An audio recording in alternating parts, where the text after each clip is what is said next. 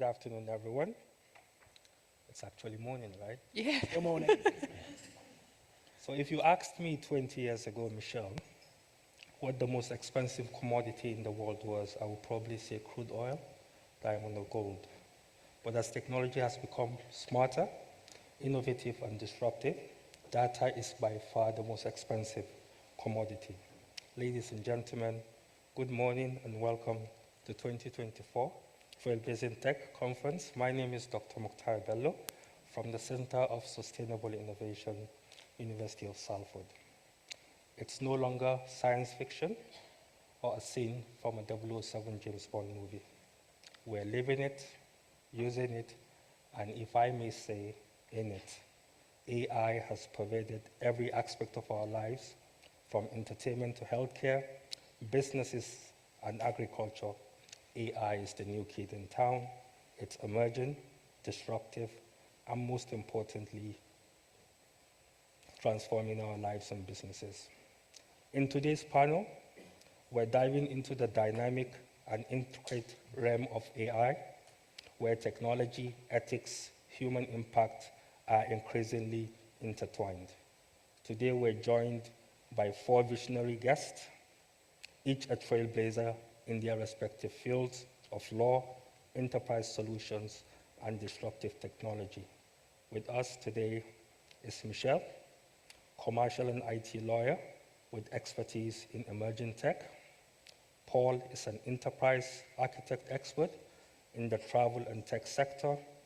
Kevin is a lead technology advisor at Made Smarter, while Grace is our solutions architect from Amazon World Services.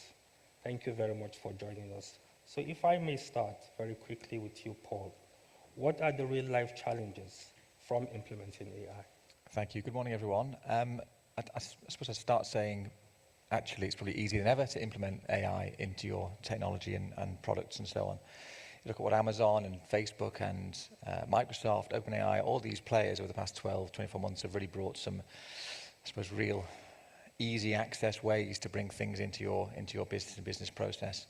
I think for me, one of the main challenges and I suppose learned experience over the past year or two is how do you bring that level of differentiation and competitive advantage to your products during product development. And if you think about things like ChatGPT, when it first popped up, you saw plenty of really thin wrappers around ChatGPT as a new product, and really there's no differentiation there whatsoever. So you've got to look at how can you blend the technology and the process and so on with your proprietary data, with your underlying technology platforms and so on to give some competitive advantage and kind of strengthen your platform proposition. Now, a very brief example, we are working on a proof of concept to allow our travel counsellors to interact with our booking platform in a very different way. So how can they get access to the product and the hotels, accommodation, flights, whatever it might be, in a slightly different manner, so really ramping up personalisation, recommendation, and so on.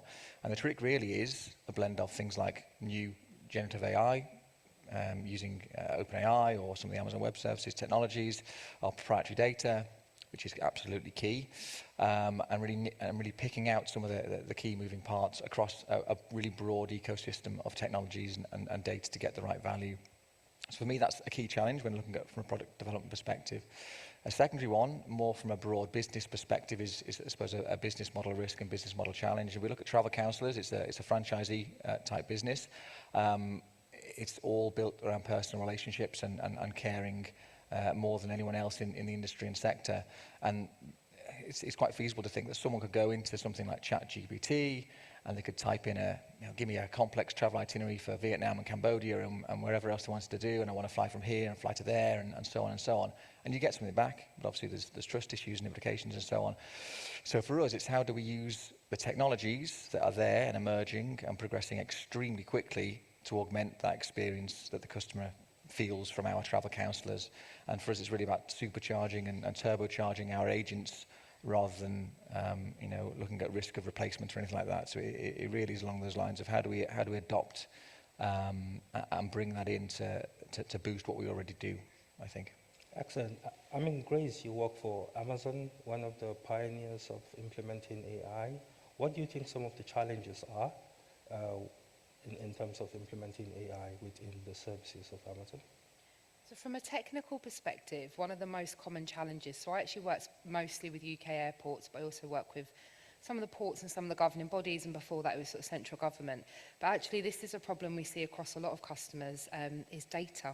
One of the biggest technical challenges for actually using AI is actually having the right data access, having a way to actually feed the right data, and you know, just having a good data strategy. And often, because the data is growing so dramatically, and the amount that we're collecting, and just the sheer sources we're collecting from have changed so much in the last 10 years, that without getting that right, you know, if I think of one of the airports I'm working with, they're a smaller airport, and they've got all this great innovation they want to do that's centred around AI, using it for forecasting, to get more accurate passenger numbers, to provide better services in the airport, to do things like, you know, predictive maintenance, or to make use of computer vision. There's so many things they want to do, but right now their data sits in lots of different systems. They don't have kind of a unified data approach to it.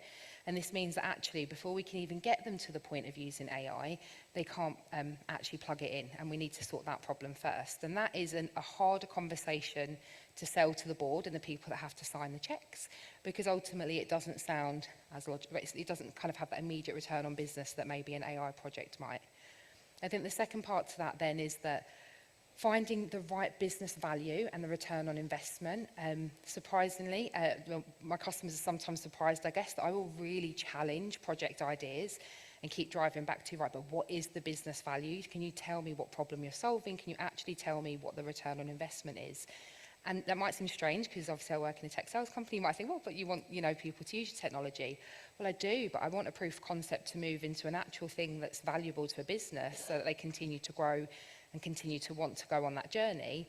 And actually, it's not, particularly with generative AI, and I know we'll get into this, there was this sudden desire to look at generative AI strategies, but not necessarily be able to articulate what problem it's really solving and what the business value would be. And actually, with that much investment in a project, truly return some sort of return on investment that makes it worth it, or is it just, it sounds really exciting and it's what everyone else is doing? So there's kind of the technical challenges. I think really, as I say, data is that big problem. But then there's also the business value, and also knowing what the right projects are and not getting caught up in the trends that come with it. So that's... What about you, Kevin? I mean, Grace is 100% right in terms of data being the number one challenge. I think getting the right data available at the right time is something that we recognise working in the manufacturing sector. Made Smarter is a programme of support that helps manufacturing SMEs. It makes it really easy to bring new technologies into their business. We cover quite a wide range of technologies, including artificial intelligence, things like additive manufacturing, virtual reality, augmented reality, robotics. And I think actually the challenges of implementation across technologies apply to AI as well.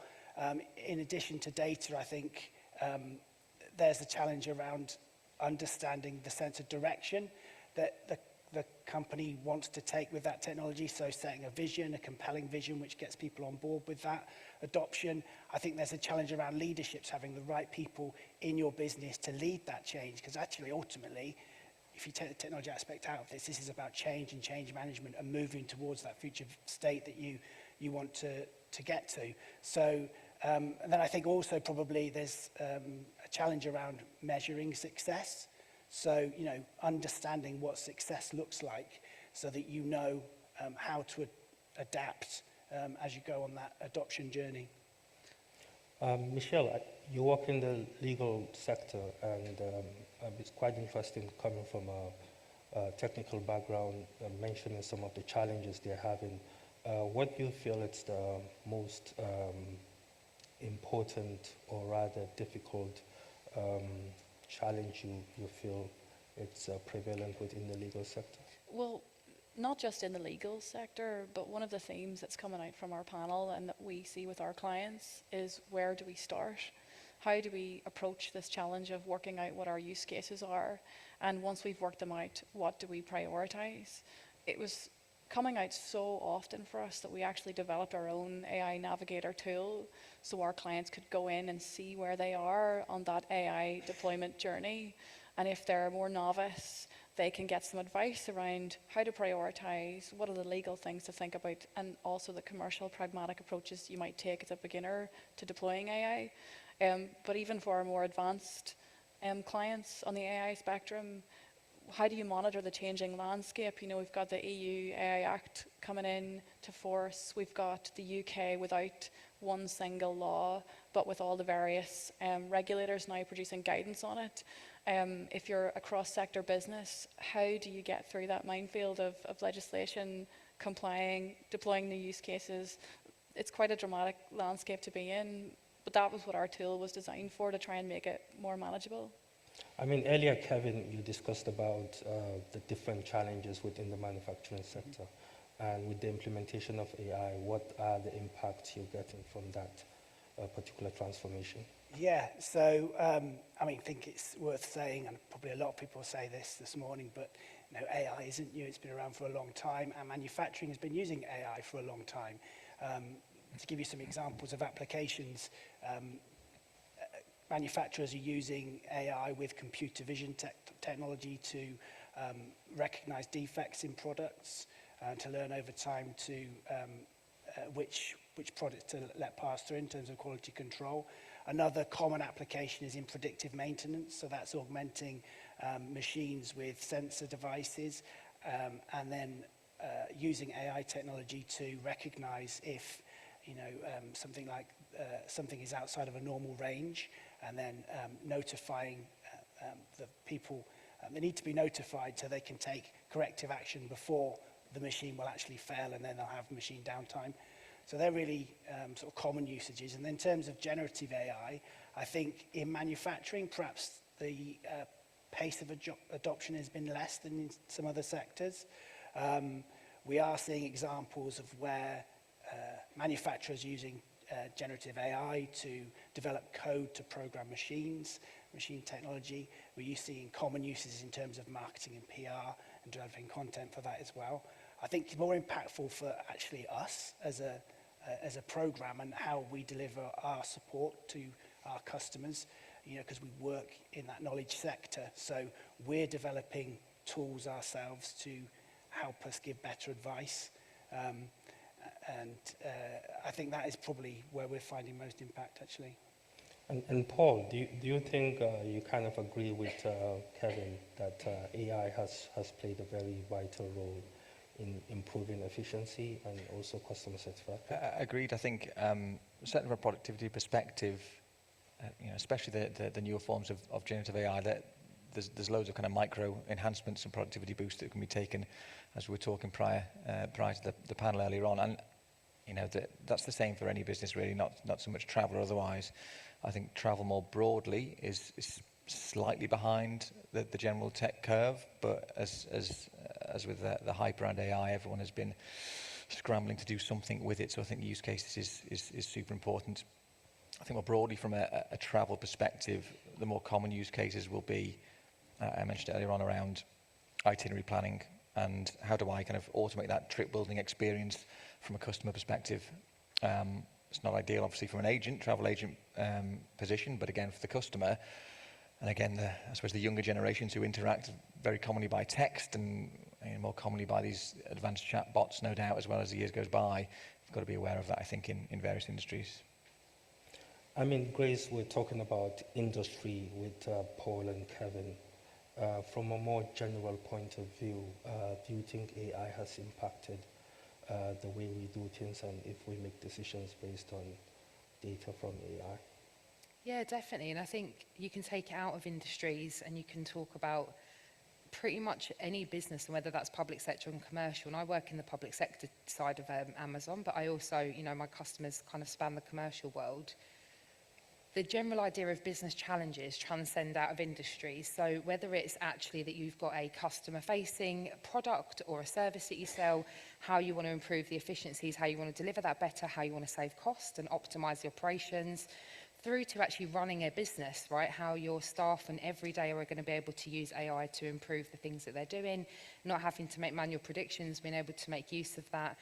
Then through to, citizen services and understanding the role that it plays in the technology provided to us that we can then use. I mean, I think thinking about it from like a technology lens, AI is embedded in a lot of ours and other cloud providers' technology, because actually from a cybersecurity perspective, if we just started there, right, being able to understand patterns and understand how things work and learn over time to be able to provide better services that you then as business owners and users can then use actually to embed into the workflows that you have. So I think that, you know, we often, with my customers, I do tend to focus quite a lot on the industry challenges they have, but actually on the wider lens, you know, as a business that we obviously sell a lot of technology in that space, we also really need to understand, you know, even just the tooling that we're building and also the impact of that on kind of the users on the other end and how to do that responsible. So, yeah, it's a huge area that definitely transcends across industries. Earlier, Michelle, we were discussing about the implication of AI within the policing and criminal justice system. I was fortunate enough to have spent close to 20 years in law enforcement, and my area of specialization is digital forensics. And as you know, forensics is used as a science-based approach to investigation. So I find myself trying to investigate quite a number of digital artifacts, especially part of a UN project, criminal justice response to countering terrorism and violent extremism back in northeast of Nigeria. And we had so much information and data on different evidence where we didn't have the cognitive load to be able to process those information on time. So do you feel AI will bridge that gap in terms of having you to make better decisions, because at the end of the day, you're relying on what I do in the field to go to court and prosecute, whether it's a civil or criminal matter. Do you feel technology offers that, or you still need humans? My view is that we still need humans. I think technology offers such huge efficiencies, but what we're seeing from Europe, what we're seeing from the regulators is it's humans plus AI. And there needs to be human oversight for what is happening with the data, with the tool, how it's being developed. And I guess from a use case perspective at the beginning, one of the key things businesses should be thinking about is, how do I eliminate bias? How do I eliminate discrimination? How can I build in more trust into the tool that I'm creating so that whenever I deploy it, whether in law enforcement or actually in just day-to-day use, people actually believe that the output is fair and it's not being biased towards them in any way is another key thing to be thinking about. I mean, looking at AI, for me as an academic, we have the problem with ChatGPT. Is it actually the students writing, or it's AI? And there isn't, like you mentioned, any regulation in that regard. I mean, one of the arguments a very senior colleague of mine made was during his time there wasn't Google or using calculators, so we have to find a way of embedding AI within higher education. So back to you, Paul. How intelligent is AI? I think it's getting more intelligent. Although, anyone who's used ChatGPT will see errors strewn throughout. So there always has to be that element of sort of human oversight no matter what you do. You can't be entirely reliant on it. Certainly from a Gen AI perspective, obviously AI, as we've said, has been around for decades in some form or another. So there's very trustworthy, testable sources of AI across industry. So I think it will develop over time, clearly. But again, it's one to be very careful with. Certainly, for example, if you're doing any marketing, content creation, or something that could be detrimental to your brand, you need to be very careful with the output as things are generated. And if I can pick up on a point that you were talking about, we are starting to see the need for items to be marked as created by generative AI. The likes of LinkedIn is actively doing that. If there's content on their website that has, an image that's been created through AI, there'll be a little corner item that you can click on and learn that was produced by a bot and not by a human. And that also sort of is coming through in the regulation. The EU AI Act says that individuals have to know that they're talking with, a bot, or they're seeing content that hasn't been created by humans. So I think to your point as well, that human oversight is also coming down through the regulation. We're going to see more and more of things being labelled as created like that. And I don't know how it's going to factor into universities, but I suspect there'll be some sort of way of starting to attribute plagiarism to bots. I mean, Kevin, I'm looking at the statistics. Generative AI is projected to hit $1.3 trillion by 2032. What part of that is manufacturing? How much is it that manufacturing sector is going to leverage on the data That's a AI? very difficult question to ask me. I have no idea. I mean, do you see the trend is a paradigm shift towards technology innovation within the manufacturing sector? I think when the Made Smarter program started, there's it's more of a marketing term, Industry 4 technology. There was an ambition to get the UK manufacturing to an Industry 4 level. I think what we really found out is manufacturing is quite a long way behind. So a lot of the work we've been doing on the program is very much getting customers ready to adopt more advanced technologies like AI, doing things like getting data in the right, of the right quality at the right time for businesses. So I think there is a long way to go and a lot more work to be done. Grace, I mean, most of us have seen the videos of robotics in Amazon factories moving things around. I'm looking at the statistics that approximately 75% of individuals are concerned about job loss due to AI. Do you think that's correct? I think it would be irresponsible to say there isn't a need to really have a think about it and to understand. And we'll give some examples, and we were sort of talking about this before the panel. A lot of the work that I'm doing with my customers is around optimising processes, and then there does become a conversation of, well, if you can, do things faster, do you need as many people doing them, right? So there absolutely is a need to have a really honest and ethical conversation. And, we had this discussion on a panel internally that we did not so long ago, and I think the general consensus there was that there is a risk to some jobs in terms of the volumes of those jobs potentially, but there's also lots of other jobs that are opening. There's a lot of new tools that are being created that can be used, so there is definitely an element of upskilling. I think we see this when these industry trends kind of every 20 or 30 years and a new jump in technology comes along. Just the internet made a lot of sort of manual processing redundant. Cloud computing came along, it changed the landscape of sort of the on-premise environment. There is always going to be change. I think that, there is absolutely a need for everybody to take accountability and have that responsible decision. And an example we'll give is that, if you find a use case for AI or generative AI that maybe need you to kind of rethink the workforce and the people doing those jobs, as business leaders, is it on us all to say, well, actually, are we going to just cut all those jobs, or are we going to think about how we might reuse those people, reskill them, redeploy them? So I think I guess, and this is my view, not Amazon's view, to be clear on this one, I think there is definitely an element where we're all concerned about it, but we are also the ones that are going to make the decisions. And actually the people making the decisions are probably the ones less impacted by it. So there is that social responsibility and ethical responsibility, I believe, to be really honest about the situation. There is huge advancements that can be made. As I say, I work with central government customers as well as airports, and being able to speed up citizen services, process passport applications quicker, provide driving licenses quicker, get through sort of medical procedures and wait lists quicker by making use of all the technology is absolutely something we shouldn't turn away from. But we can't then ignore the other side, which is while we're speeding that up, what gaps are we leaving and how are we filling them, and how we're responsibly going to deal with the gaps that are created. I think I was going to say that I think AI very much automates tasks and not jobs, and jobs are made up of tasks. Job loss is something that is always thrown at us as a program, that actually, by bringing new technologies like robotics into the business, people are going to lose their jobs. Actually, we've got evidence to prove that isn't the case. Actually, by bringing technologies in, manufacturers are creating new jobs, better, more skilled jobs.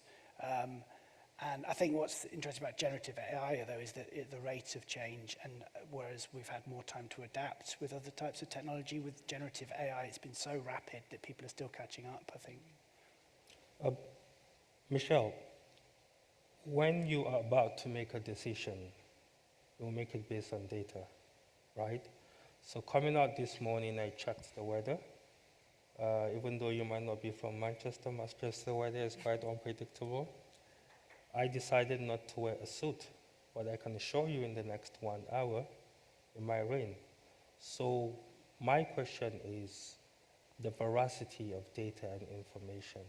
how accurate are we making, relying on data that it's wrong? We hear about fake news and stuff like that. Do you feel AI is going to solve the problem about the veracity of data, the completeness of data?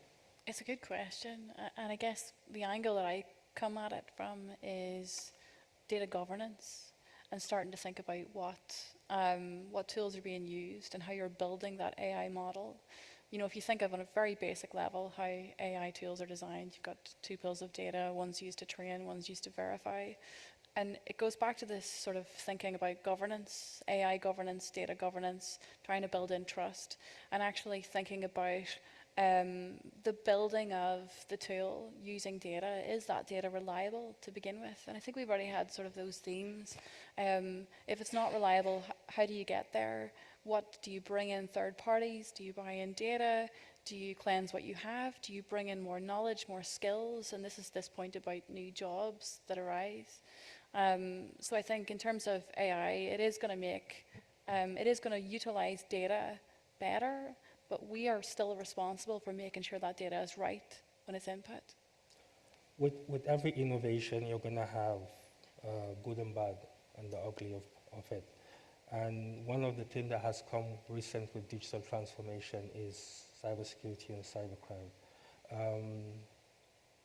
Paul, do you feel AI is going to close the gap? Is it going to mitigate and reduce cybersecurity incidents? I think to some regard it will. Grace mentioned earlier on around how these systems can learn and develop over time based on input. However, there's the angle from AI of, as you know, simulated video, audio, and otherwise. So the attack vectors will change as AI develops, and therefore the technology behind the scenes will also have to change and develop to keep track and keep up with it. Kevin? In terms of cybersecurity, I think probably more risk, involved. Michelle, we rely on technology to drive processes. I, for one, am a proponent of technology enabling processes rather than driving them. Do we find ourselves having a technology with people that can't understand the technology? How do you bridge the gap of making sure people are aware of these technologies and they can leverage on them? I've talked a lot about this, and I think we need to be responsible for, number one, educating the general public on how AI is being used to make decisions about them, but also internally within businesses. What can we do to educate our teams? What can we do to give them more knowledge, to take on new roles in this space so they feel empowered and they trust AI and they come away wanting to deal with it, rather than a fear culture where people think, I'm going to lose my job, I don't want to talk about AI. And I think we can be more constructive and positive around it and try and create that culture. Sidebar, can't get the questions working, so you're going to have to go to the audience. So, Grace, final word? Yeah, I think it's funny, we talked about this a little bit beforehand, but I think knowing how to use these tools and actually utilise them to the best, and the example I gave is that I needed to watch an hour-long video, and anyone knows, I don't know what people are like, but I certainly will tune out 15 minutes into it. It was sort of a talk that a colleague had done, and I needed to make sure I covered all the points when I delivered it. And so I stuck it into an LLM that we're allowed to use internally, a large language model, kind of a ChatGPT-4 type, and I asked it to just transcribe the video, tell me what the key points were, what questions were asked, what advice was given, and just to summarise it, and then I spent 10 minutes reading it. Now that saved me 45 minutes, and like many people here, my work day is never 9 to 5, and so I probably would have had to do that after work in my own time just to fit all the work in that day. And I think these are small examples where I then shared that with the rest of my team, because I know they also always have that challenge of trying to rewatch content. You know, it's already been done once, it was great. We want to kind of learn those key practices from it. but just a small tool there actually, and how to use it in a real world sense to speed up our days a little bit. The to-do list is never done. There's always something to do tomorrow, and I had to learn years ago. I remember somebody said to me, you know, don't try and do everything on the to-do list tonight. There's always things you're going to have to do again tomorrow. So I think that, you know, that's an example in my world, but then something we're trying to as a team, and we work in tech, and we still don't even know how to use some of the tools that are there. So, yeah, that's how I've, you know, been engaging with it myself. Unfortunately, we have less than 40 seconds. Just a quick award. A quick word, I suppose, recommendation in terms of implementation of AI is don't treat it in isolation. Treat it as part of a holistic strategy along with other technologies as well. And don't just try and bring it into your business because it's a new technology. Actually find what challenges it's really trying to solve. All. Likewise, stay close to the emerging tech, the developments, keep your teams close to it, developed and so on, so you can react to the right use case at the right time. 10, 9. AI governance, data governance, really get stuck into the use cases and make good decisions. Thank you very much for your time. A round of applause. Thank you.